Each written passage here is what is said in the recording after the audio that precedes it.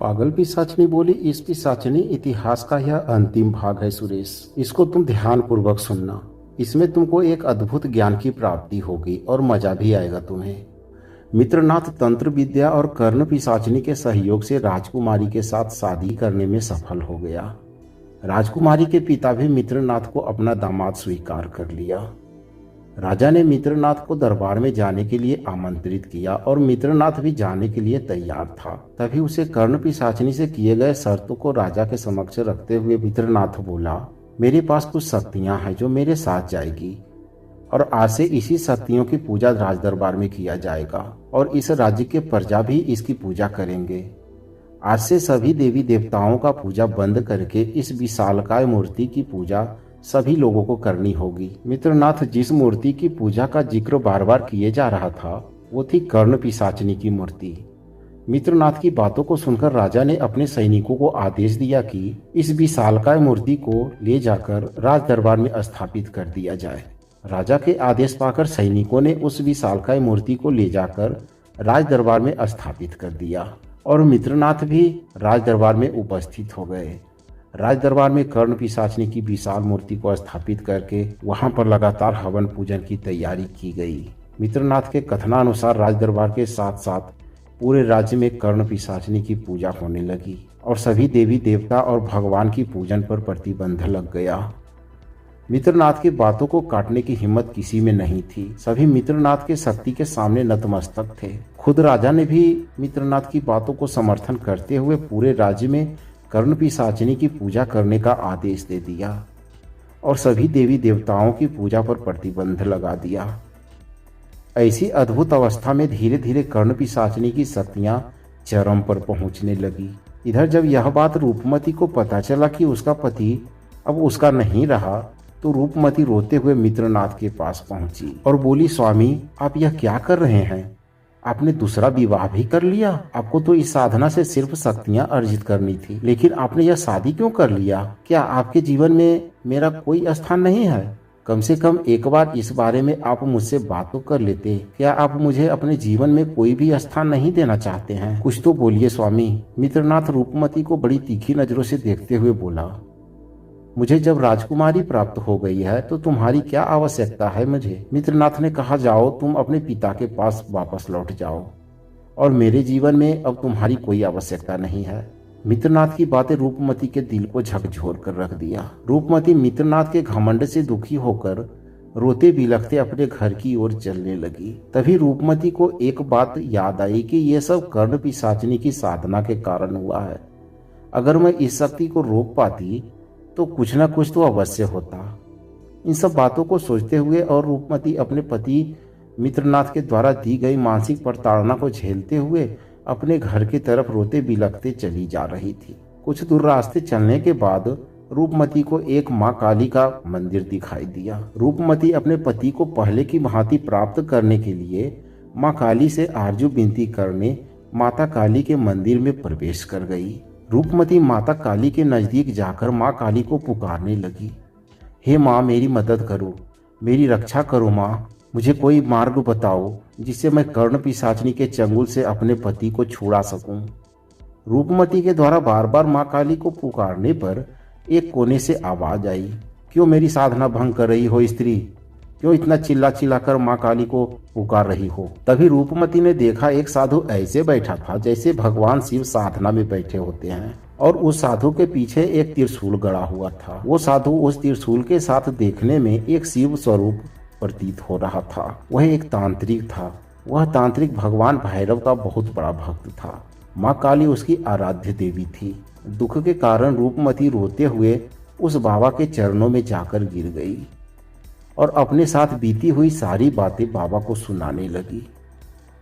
रूपमती की बातों को सुनकर बाबा हतप्रभ रह गए और सोचने लगे, ऐसा भी होता है इस तंत्र साधना के माध्यम से? तंत्र जगत में एक विशिष्ट चमत्कार हो चुका था।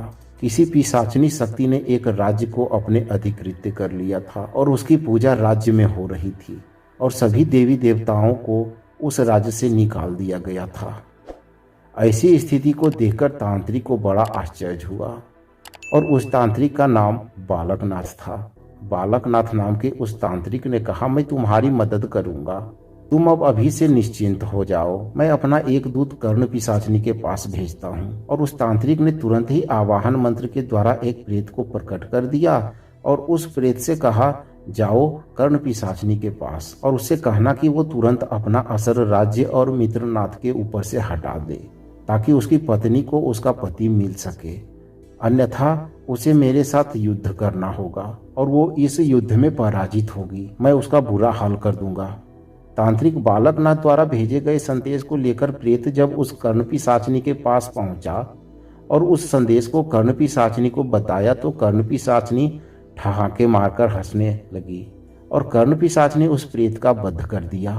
तांत्रिक बालकनाथ को जब पता चला कि कर्ण पिशाचिनी ने भेजे गए प्रेत का वध कर दिया है तो बालकनाथ गुस्से से तिल मिला गया और आश्चर्य करने लगा कि यह तो बहुत बड़ी अद्भुत शक्ति है।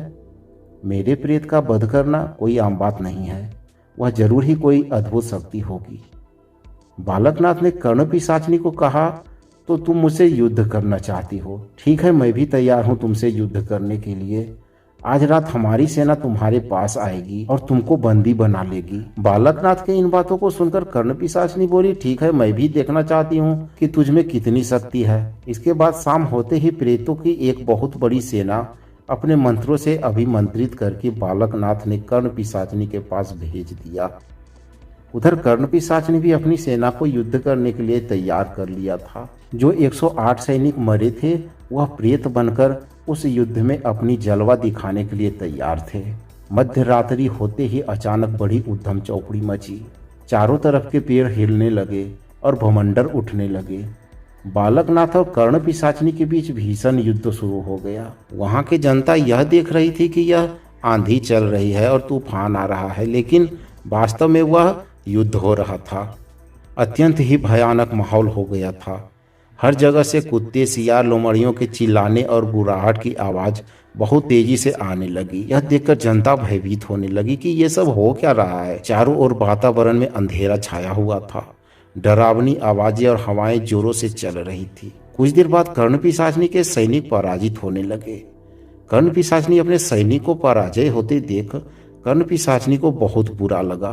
तभी कर्ण पिशाचिनी ने सोचा कि मुझे कोई दूसरा उपाय निकालना होगा। उसने तुरंत मित्रनाथ को आदेश दिया कि जाओ नगर बधू के घर पर जहां वह रहती है और वहां जाकर उनके घरों में आग लगा दो।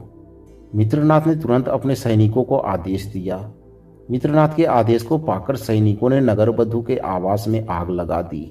मध्य रात्रि होने के कारण सभी वेश्याएं उस घर में सो रही थी। इस वजह से जब रात्रि को आग लगाई गई तो सारी वेश्याएं उसमें जलकर मरने लगी। जैसे जैसे वेश्याएं मरती जाती, आवाहन मंत्रों के द्वारा वेश्याएं मरते ही प्रेत योनि में पिशाचिनियां बनती चली जा रही थी। उन पिशाचिनियों के बनने से अब सारी पिशाचिनियों की एक सेना फिर से तैयार हो गई और कर्ण पिशाचिनी ने उनसे कहा कि तुम्हें युद्ध नहीं करना है, तुम्हें भोग करना है। बालकनाथ के प्रेत सैनिक के साथ जाओ और उनसे भोग करो। उन प्रेतों को तुम भोग के द्वारा पराजित करने का कार्य करो। इस भोग के द्वारा आखिर वही हुआ। सारी पिशाचिनियां दौड़ते हुए भोग करने लगी और ऐसा अद्भुत नजारा बालकनाथ ने सोचा भी नहीं था। बालकनाथ ने स्वयं की सेना को पराजित होते देख रहा था।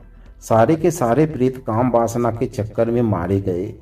भोग के बाद पिशाचिनियां उन प्रेतों को मार डालने लगी। उनकी शक्ति छिन्न करके सबके सब प्रेत मारे गए। पिशाचिनियों की सारी सेना अब बालकनाथ की तरफ दौड़ने लगी। बालकनाथ के सामने अब कोई विकल्प नहीं था। बालकनाथ ने रूपमती को कहा, सुनो, अगर तुम जीवन भर सती रही हो तो अपने सतीत्व की शक्ति से माता का आवाहन करो और उनसे कहो अपनी शक्तियां वह मुझे प्रदान करें ताकि मैं इस युद्ध में विजयी हो सकूं। इसके लिए तुम्हें अपनी रक्त की बूंदों से मां का अभिषेक करना होगा। बालकनाथ के मुंह से इन बातों को सुनकर रूपमती ने तुरंत अपने हाथ को काट लिया और अपने रक्त से मां को यज्ञ में अपने रक्त का आहुति चढ़ाने लगी और प्रार्थना करने लगी, मैंने वचन और कर्म से अपने पति को ही पति माना है। किसी भी पुरुष के प्रति कभी भी कोई गलत विचार नहीं लाई, तो मुझे शक्ति प्रदान कीजिए और इस शक्ति को इन बाबा जी को प्रदान करें ताकि ये बाबा कर्ण पिशाचिनियों की सेना को पराजित कर सके। माँ कुछ ही देर में प्रसन्न हो गई और उन्होंने अद्भुत शक्ति एक स्त्री के रूप में उत्पन्न की, जो नरमुंडों की माला धारण की हुई थी। विकट ठाकार करते हुए भयंकर रूप धारण करने वाली माता को बालकनाथ ने उनको भैरवी नाम से संबोधित किया।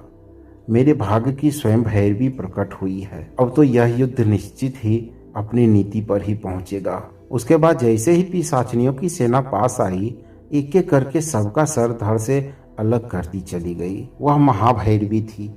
महाभैरवी अत्यंत ही क्रोधित हो चुकी थी। इधर कर्ण पिशाचिनी को लग गया कि मेरी पराजय अब निश्चित ही संभव है। इसलिए उसने मित्रनाथ को कहा कि हे मित्रनाथ, तू अपने सिर की बलि मुझे दे दे, नहीं तो मैं पराजित हो जाऊंगी। मित्रनाथ ने कहा, नहीं, मैं अपनी बलि कैसे दे सकता हूँ। इतने में कर्ण पिशाचिनी क्रोधित हो गई और उसने कहा, मैंने तेरे जीवन भर सारे कार्य किए हैं, क्या तू इतना भी नहीं कर सकता है मूर्ख प्राणी? क्या तू जीवन मृत्यु के ही चक्कर में फंसा रहेगा? नहीं तो आजा मेरे लोक में, मेरे लोक को प्राप्त कर। मित्रनाथ भयभीत होकर वहां से भागने लगा। कर्ण पिशाचिनी ने कहा, तेरी बलि लेकर के मैं अवश्य ही नया जीवन प्राप्त करूंगी। तेरी शक्ति और तेरी पूजा के सामर्थ्य से मैं भैरवी जी को पराजित कर दूंगी। उसने अपनी पिशाचिनियों के महान पिशाचिनी को राजकुमारी के शरीर में प्रवेश करा दिया। राजकुमारी दौड़ती हुई गई और मित्रनाथ की गर्दन पर दांत काट लिया। मित्रनाथ के शरीर से रक्त बहने लगा और उस रक्त को उस यज्ञ कुंड में प्रवाहित करने लगी। कर्ण पिशाचिनी की शक्तियां अब बहुत तेजी से बढ़ने लगी। अब सीधा सामना महाभैरवी से कर्ण पिशाचिनी का था। कर्ण पिशाचिनी ने अलग अलग मंत्रों का प्रयोग किया, क्योंकि वह सभी भूत प्रेत पिशाच की देवी बन चुकी थी। कभी मोहिनी, कभी वशीकरण, कभी उच्चाटन, सब शक्तियों का प्रयोग वह महाभैरवी पर करती चली गई। लेकिन महाभैरवी हर शक्ति को काटती गई। अंततोगत्वा कर्ण पिशाचिनी ने मित्रनाथ की गर्दन को सामने रखकर उसे काटने की कोशिश की और बोली, मैं इसकी बलि चढ़ा दूंगी अगर तूने मुझे हराने की कोशिश की तो। इतने में उसकी पत्नी रूपमती चिल्लाई और कहने लगी, हे माँ, रुक जाओ, शांत हो जाओ। मेरा पति मुझे प्राप्त होना चाहिए, यह मारा नहीं जाना चाहिए। रूपमती द्वारा ऐसा बोलने पर स्थिति बड़ी विकट हो गई। तभी देवी विकट ठहास करते हुए अपने पैर पटकने लगी, जिससे भीषण धूल उड़ते हुए धरती हिलने लगी। उस महाभैरवी के क्रोध से सभी देवी देवता वहां आ गए और वह सभी प्रकट होकर देखने लगे और सभी देवी देवता आपस में बातें करने लगे कि यह विकट स्थिति कैसे पैदा हो गई। इधर कर्ण पिशाचिनी उसकी शक्तियां लेती चली जा रही थी। अब स्थिति बड़ी विकट हो चली थी। बड़ी ही चतुराई के साथ बालकनाथ ने अपने गुप्त बेताल को प्रकट किया। गुप्त बेताल ने तुरंत चुपके से एक प्रेत को मित्रनाथ का रूप दे दिया, एक ऐसा रूप जो मित्रनाथ के जैसा बन गया था। बेताल ने मित्रनाथ के शरीर को उठाकर उसकी जगह दूसरा मित्रनाथ रख दिया और कर्ण पिशाचिनी ने उसकी गर्दन काट दी।